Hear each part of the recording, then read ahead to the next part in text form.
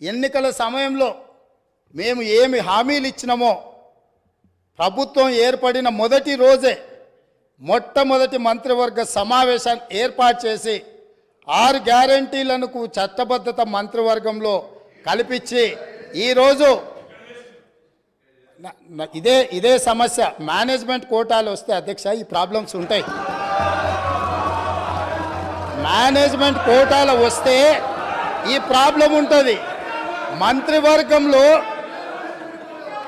మంత్రివర్గంలో పాలసీలను ఆమోదించుకొని చట్టాలు చేసేది చట్టసభలో చేస్తారు. చట్టాలు మంత్రివర్గంలో చేయరు అధ్యక్ష. చట్టం ఎక్కడ జరుగుతుంది? శాసనసభలో జరుగుతుంది. కాబట్టి మంత్రివర్గంలో తీసుకున్న విధానపరమైన నిర్ణయాలను చట్టబద్ధత కల్పించి చట్టం చేసేదే ఈ శాసనసభ.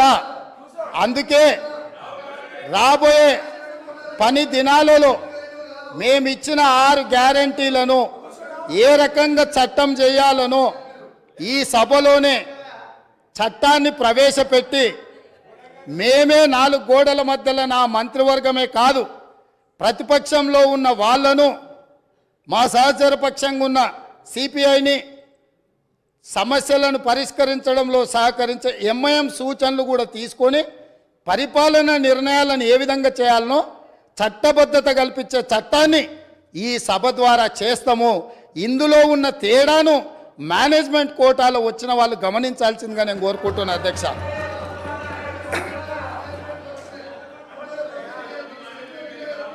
అదేవిధంగా అధ్యక్ష ఈరోజు 9.5 సంవత్సరాలు ఉద్యమాలు చేసినాము, ఉద్యమాల నుంచి వచ్చి ప్రభుత్వాన్ని నడిపినామని మాట్లాడిండ్రు కదా.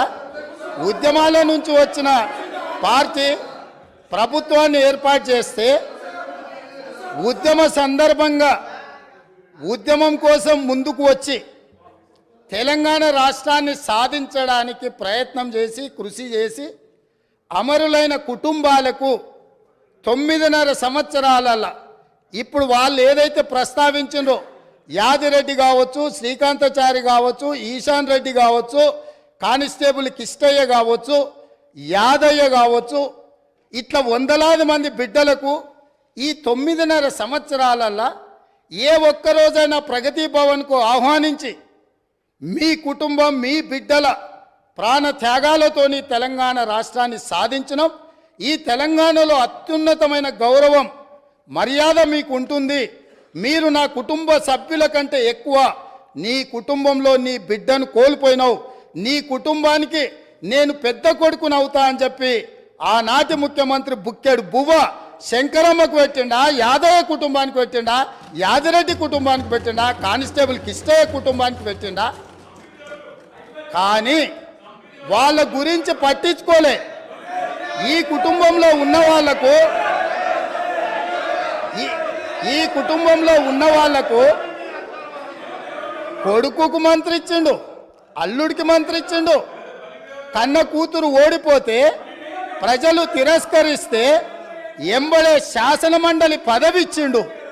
సొంత కుటుంబ సభ్యుల మీద ఇంత పేగుబంధం ఉంది అని ఇంత అవ్యాజమైన ప్రేమను ప్రకటించినప్పుడు తెలంగాణ ఉద్యమకారులు ఏంది ఇది, ఈ తెలంగాణ మా త్యాగాల పునాదుల మీద ఏర్పడ్డది కదా, మా కనీస గౌరవ మర్యాద లేదా, పార్టీ ఫిరాయించిన వాళ్ళను కండువ మార్వంగానే మంత్రులు చేసిన మీరు తెలంగాణ కోసం త్యాగం చేసిన వాళ్లకు కనీసం ఆ సభలో అయినా ఈ సభలో అయినా రాజ్యసభలో అయినా ఏదైనా ఇచ్చిండ్రా? కరోనా సమయంలో బ్లాక్ మార్కెట్లో కరోనా మందు 2,000 రూపాయల దాన్ని 50,000కు అమ్ముకొని 424 కోట్లు నల్లధనం ఒకే దగ్గర దొరికిన వాళ్ళకు రాజ్యసభ అమ్ముకున్న చరిత్ర మీది. అట్లాంటి వాళ్ళని మీరు రాజ్యసభ సభ్యులుగా చేసి ఈరోజు వచ్చి మేము మా టికెట్ల గురించి మాట్లాడు అంటే ఈరోజు ఎలాంటి వాళ్లకు టికెట్లు ఇచ్చిండ్రు, ఎవరిని కుటుంబ సభ్యులుగా వాళ్ళు చూసిండ్రో ఒక్కసారి ఆలోచన చేయండి అధ్యక్ష.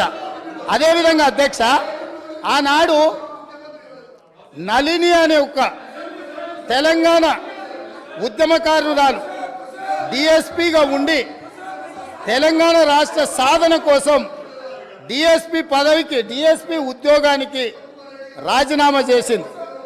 ఆ నళినికి తెలంగాణ రాష్ట్రం వచ్చిన తర్వాత పిలిచి ఈ రాష్ట్రం కోసం తెలంగాణ సాధన కోసం గ్రూప్ 1 అధికారిగా ఉండి నీ డిఎస్పి ఉద్యోగాన్ని రాజీనామా చేసినావు.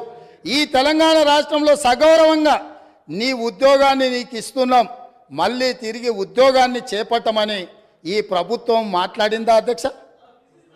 కానీ ఒక తెలంగాణ రాష్ట్ర సాధన కోసం త్యాగం చేసిన నళినికి మాత్రం ఎలాంటి న్యాయం జరగలేదు. నిజామాబాదు ప్రజలు ఎంపీగా ఓడగొడితే ఎంబడే శాసన మండలి పదవి ఇచ్చి మాత్రం తన కుటుంబాన్ని కాపాడుకున్న ప్రభుత్వం పార్టీ ఈ పార్టీ అధ్యక్ష. వీళ్ళు ఈరోజు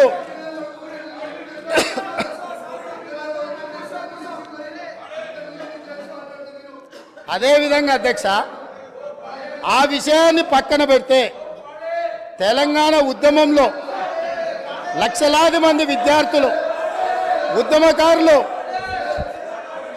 తెలంగాణ ఉద్యమంలో కేసులు కట్టుకుంటే వాళ్ళ మీద నమోదైన కేసులు ఇప్పటి వరకు 10 సంవత్సరాలైనా ఆ తెలంగాణ ఉద్యమకారుల మీద నమోదైన కేసులను తొలగించాలన్న ఆలోచన ఎప్పుడైనా చేసిండ్రా?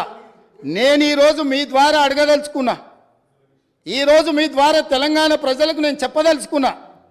జూన్ 2, 2014 నాటికి తెలంగాణ రాష్ట్రం ఏర్పడే రోజుకు గౌరవనీయులైన మాజీ ముఖ్యమంత్రి వర్యులు కల్వకుంట్ల చంద్రశేఖరరావు గారు వారి కుటుంబ సభ్యుల మీద ఉన్న ఉద్యమ కేసు ఎన్ని? తెలంగాణలో లక్షలాది మంది విద్యార్థులు నిరుద్యోగ యువకులు ఉద్యమకారుల మీద ఉన్న కేసులెన్ని? ఈ తెలంగాణ రాష్ట్రం ఏర్పడ్డ తర్వాత వాళ్ళ ప్రభుత్వం ఏర్పడ్డ తర్వాత వాళ్ళ మీద తీసిన కేసులన్నీ, తీసుకున్న ప్రత్యేక కార్యాచరణ ఏంది? తెలంగాణ బిడ్డల మీద ఉన్న ఉద్యమ కేసులను తొలగించినవన్నీ, వాటి మీద ఎప్పుడైనా ఆనాటి ముఖ్యమంత్రి గారు సమీక్ష చేసి ఈ కేసులు వాళ్ళ మీద ఉంటే భవిష్యత్తులో వాళ్ళ ఉద్యోగాలకు ఇబ్బంది అవుతుంది, లేదా తెలంగాణ రాష్ట్ర సాధనలో వాళ్ళ మీద పెట్టిన కేసులను తొలగించాలని ఏ రోజైనా ఈ రాష్ట్ర ముఖ్యమంత్రి గారు సమీక్షించి ఈ శాసనసభలో చర్చించి అవసరమైతే ఈ శాసనసభ ఏకగ్రీవంగా నిర్ణయం చేసినుంటే ఏ విధంగా ముందుకు వెళ్తుండేనో ఇవాళ మనం చెప్పుండే వాళ్ళం అధ్యక్ష.